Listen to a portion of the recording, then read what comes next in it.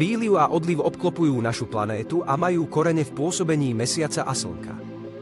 V tomto videu sa pustíme do hlbín oceánov a do vesmíru, aby sme pochopili, ako tieto sily vytvárajú prílivové a odlivové javy, ktoré ovplyvňujú pobrežné oblasti na celom svete. Čo spôsobuje príliv a odliv?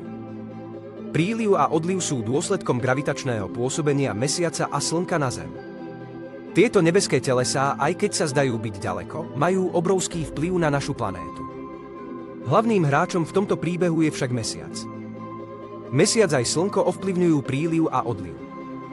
Okrem Mesiaca má aj Slnko svoj podiel na týchto prírodných kolísaniach hladiny oceánov. Aj keď je Slnko omnoho vzdialenejšie ako Mesiac, jeho hmotnosť a gravitácia majú tiež významný vplyv. Keď Slnko, Mesiac a Zem tvoria rovnomerný riadok, počas splnu ich gravitačný ťah sa sčíta, čo vedie k vytvoreniu výraznejších prílivov. Najväčšiu úlohu zohráva Mesiac. Mesiac je v tomto príbehu hlavným aktérom. Jeho gravitácia je dostatočne silná na to, aby tvarovala oceány. Mesiac vytvára dve výrazné prílivové vydutiny na opačných stranách Zeme. Na miestach, kde sú tieto vydutiny, vidíme prílivy. Medzi nimi, tam, kde oceány ustupujú, pozorujeme odlivy. Kontinenty ovplyvňujú prílivové oneskorenie.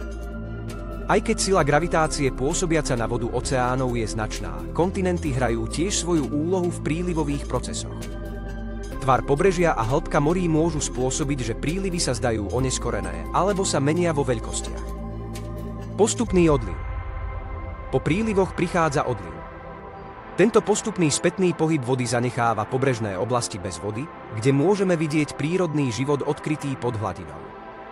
Odlivy sú tiež dôležité pre rybárov, ktorí môžu využiť túto príležitosť na lovenie rýb v pličinách.